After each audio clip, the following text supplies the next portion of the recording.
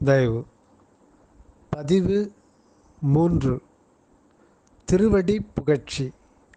திருவடி புகழ்ச்சி திருவருட்பா முதல் திருமுறை. மூலமும் உரையும். உரைவிளக்கம் அருளியவர் தயாநிதி சுவாமி சரவணானந்தா. திருச்சிற்றம்பலம். அருட்பெருஞ்சோதி அருட்பெருஞ்சோதி தனிப்பெரும் கருணை அருட்பெரும் ஜோதி.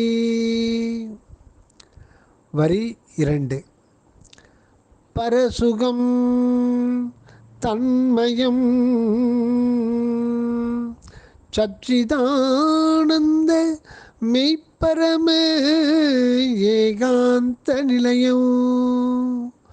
பரசுகம் தன்மயம் சச்சிதானந்த மெய்ப்பரம ஏகாந்த நிலையம். பரசுகம். பரசுகம் என்றால் மேலான சிறப்புடைய இன்பம் ஆகும். பரம் என்றால் உயர்வு, அபரம் தாழ்வு, கீழானது. உலகில் கண் முதலான பொறி வாயில் துய்க்கின்ற இன்பத்தையே உண்மை என்று கருதி முயன்று பெற்றும் முடிவில் ஏமாற்றமும் துன்பமும் அடைந்து வீண் போய்கின்றார்கள். புலன் இன்பம் மனோ மயக்க உணர்ச்சியே. புலன் இன்பம் மனோ மயக்க உணர்ச்சியே. சுகம்போல் தோன்றி விரைவில் மறைந்து போவதே ஆகும். அகத்தே அருள் அனுபவத்தால் இயல்பாக தோன்றி நிலைத்து விளங்குவதே மெய் இன்பமாகும். கடவுள் நித்யானந்த சொரூபியாக இருக்கின்றதை சுட்டுகின்றது இந்த பரசுகம் என்ற சொல். உலகறிந்த இந்த உலக இன்பம் எல்லாம் இக இன்பம் என்பர். இக இன்பம் என்பதும் சிற்றின்பம் என்பதும் உண்மையில் இன்பமே அல்ல, மனோ போதை உணர்வே. இவற்றிற்கு மேலான மெய் இன்பம் அக இறை ஒளியில் பொருந்தி நின்று பிறர்க்கு உயிர் விளக்க, அறிவு விளக்க, அன்பு செயல் புரிகின்ற போது உள் உவகையாக விளைவு கொண்டு விளங்குவதுதான் உண்மை இன்பமாகும். இந்த மெய் இன்பம்தான் இங்கு பரசுகமாக பகரப்படுகின்றது. இது முக்கியம், மீண்டும் கவனிப்போம். இக இன்பம் என்பதும் சிற்றின்பம் என்பதும் உண்மையில் இன்பமே அல்ல, மனோ போதை உணர்வே. இவற்றிற்கு மேலான மெய் இன்பம் அக இறை ஒளியில் பொருந்தி நின்று பிறர்க்கு உயிர் விளக்க, அறிவு விளக்க, அன்பு செயல் புரிகின்ற போது உள் உவகையாக விளைவு கொண்டு விளங்குவதுதான் உண்மை இன்பம் ஆகும். இந்த மெய் இன்பம்தான் இங்கு பரசுகமாக பகரப்படுகின்றது. அடுத்து தன்மயம். தன்மயம் இம்மேல்நிலை நின்று சூழ நோக்கும்போது எங்கும் தானே பூரண ஜோதி வண்ணமாய் திகழ்வதாக அறியப்படுவதாம். இப்படி எங்கும் தானேயாய் உள்ளதை உணர்ந்து அயல் அறியாது நிறைந்து நிற்கும் நிலையே தன்மய காட்சியாகும். ஒருவன் தொடக்கத்தில் உள்ளொளியின் முன்னின்று வேண்டும்போது தான் வேறு அது வேறு என்ற இருநிலை அனுபவம் கொண்டிருக்கின்றான். முடிவில் தன்னை மறந்த நிலையில் தான் வேறு என்ற உணர்வு போய் அதன் மயமாய் விளங்குவான். இரண்டாய் உள்ள முன்னிலையை துவைதம் என்றும் இரண்டு அற்ற ஒன்றான நிலையை அத்துவைதம் என்றும் உரைப்பர். இந்த அத்வைத நிலையிலிருக்கும் ஒருவன் தான் வேறு அது வேறு என்ற இரு கூறாக இல்லை என்றும், உண்மையில் உள்ளது அதுவே, உண்மையில் உள்ளது அதுவே, அனுபவத்தின் பொருட்டு அப்படி இரண்டாய் பட்டும் படாததாய் உள்ளது என்றும் உணரப்பெறுகின்றது. இந்த ஒரு நிலையே அயலறியாத தானே ஆன தன்மய நித்திய நிலையாகும். அடுத்து சச்சிதானந்த மெய். சச்சிதானந்த மெய் மேலே கூறப்பட்ட தன்மயமான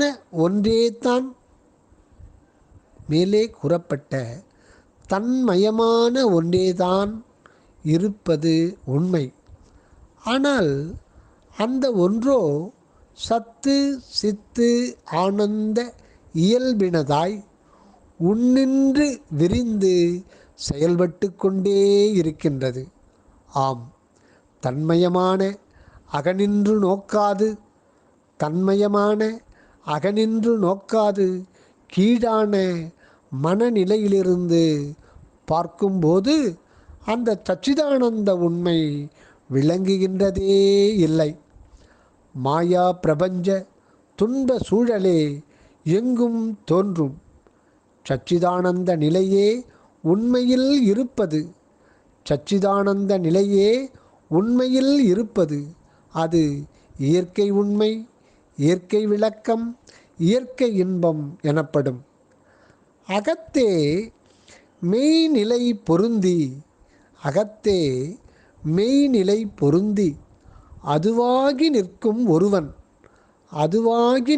ஒருவன் தனது ஆன்மாவே கடவுள் வண்ணமாய் இருந்து கொண்டு சத்தாகியும் தன் உயிர் உணர்வு எல்லாமாய் விளங்கிக் கொண்டு சித்தாகியும் தன் உடலோடு இறை இன்பானுபவத்தையும் கொண்டு திகழ்கின்ற நிலையே ஆனந்தமாயும் மொத்தத்தில் தான் சச்சிதானந்தனே என அறிகின்றான்.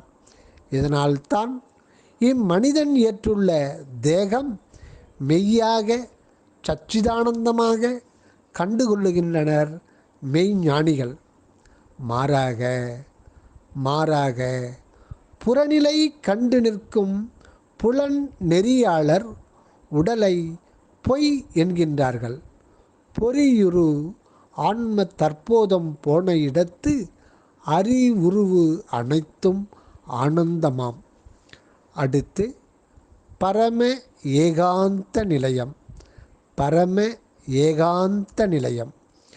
உயர் மேல்நிலையில் பரஞ்சோதி பரம்பொருள் அல்லாது பிற எதுவும் இல்லையாம். அந்நிலை தீண்டாத வெளியாகவும் குறிக்கப்படும். புறத்திருக்கும் எந்த பொருளும் எந்த சக்தியும் அந்த இடத்திற்கு உள்ளே சென்றுவிட முடியாது. தனித்தலைமைப்பதி ஒருவரே அவன் நிலையாக நிலவிக்கொண்டு இருக்கின்றார். ஆதலின் அது ஏகாந்த நிலையம் எனப்பட்டுள்ளது. இந்த தனி பரநிலையே அன்றி வேறு எந்த ஓர் இடமும் எவ்வுலகத்தும் ஏகாந்தமான இடமாக இல்லை என்பது உண்மையே. அடுத்து வரி 3. பரமஞானம் பரம சத்துவ மகத்துவம் பரம கைவல்ய நிமலம். பரமஞானம் பரம சத்துவ மகத்துவம் பரம கைவல்ய நிமலம். உரை விளக்கம். பரம ஞானம் மேலான மெய்யான அறிவு எது எனில் கடவுள் உண்மை விளக்க அனுபவ அறிவே ஆகும்.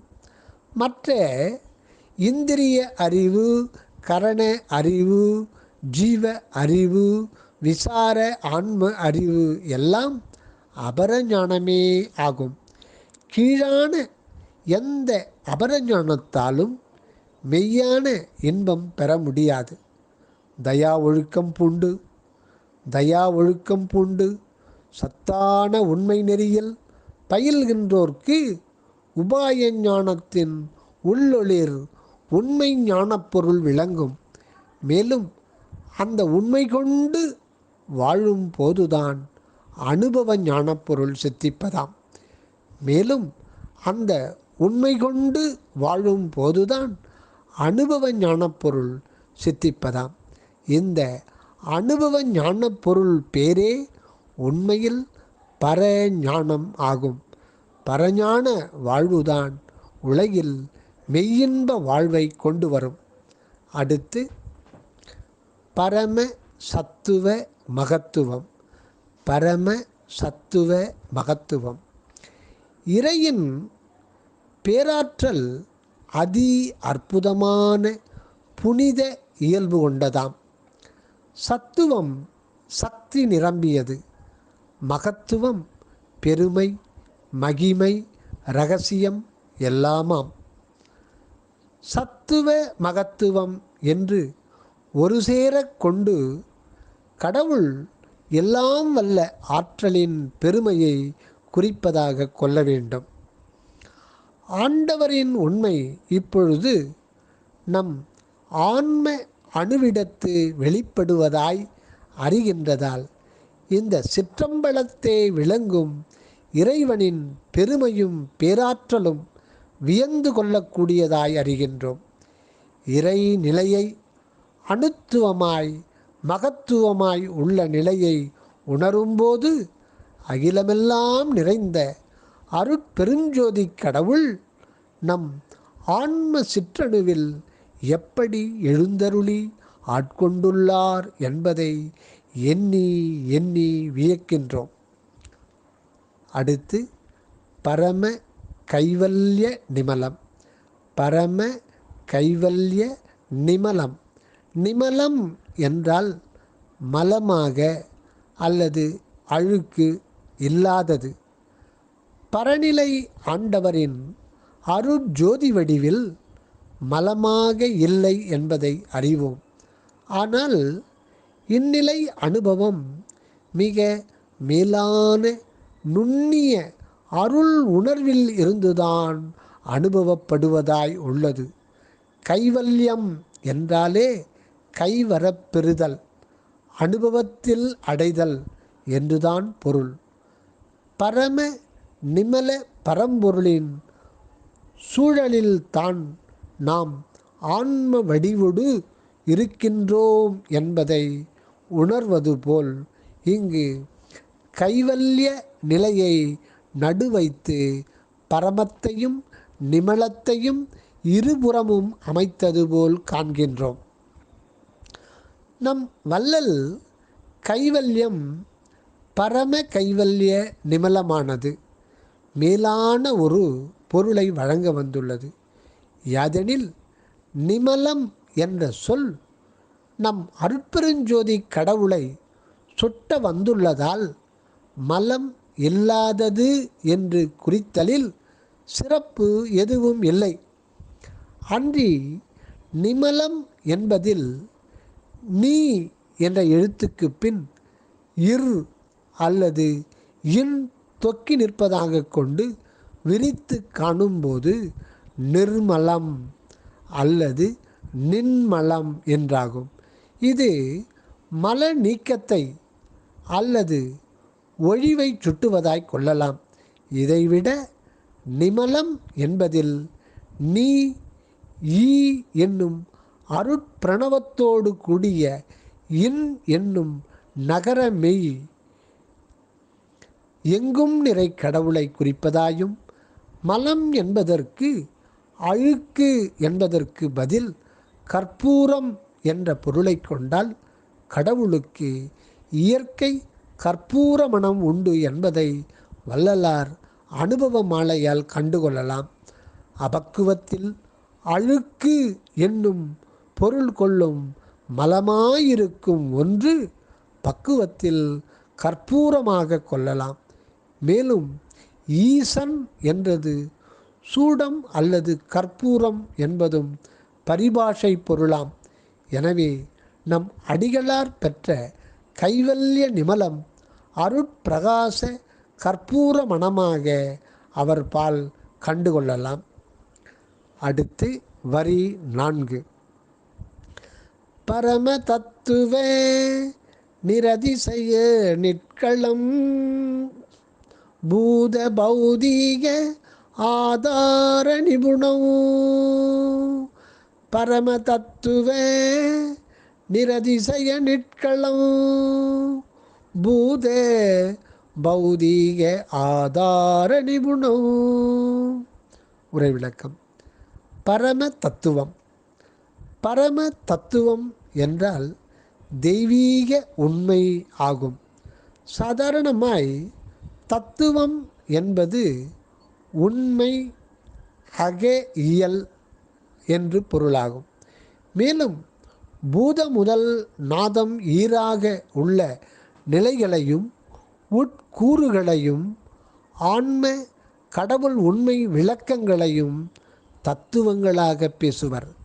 தத்துவம் என்பது தத்துவம், அதாவது அது நீ என்று வேதாந்தம் கூறும் உபதேச பொருளாம். உண்மையில் உள்ள கடவுள்தானே இந்த மனித பிறப்பு வடிவொடு நம் ஒவ்வொருவருமாய் தோற்றி விளங்குதல் மேலான தத்துவ பொருளாக காண்கின்றோம். அடுத்து நிரதிசயம். நிரதிசயம். அதிசயம் என்றால் ஆச்சரியப்படுவது, வியந்து கொள்வது. ஒரு தோற்றத்தையோ செயலையோ நிகழ்ச்சியையோ கண்டு வியத்தல் கூடும். நம் பரம்பொருள் வெளியீட்டு விளக்கம் ஒவ்வொன்றும் ஊன்றி பார்க்கும்போது மிக ஆச்சரியமாக இருக்க காண்கின்றோம். நம் பக்குவ பரநிலை நின்று நோக்கும்போது எல்லாம் வல்ல கடவுள் சந்நிதியில் தோற்றும் யாவுமே அப்பேரருள் பெரும் சக்திக்கு இயல்பே என்று அறிந்து எதையும் வியவாது நிற்கின்றோம். இதுதான் நிரதிசய நிலையாம். எனவே இந்த நிரதிசயம் கடவுள் இயல் தன்மையே என்று கண்டுகொள்வோம். அடுத்து நிற்களம். நிற்களம் என்பது நிஷ்களம் என்ற வட சொல் மாற்று உரு.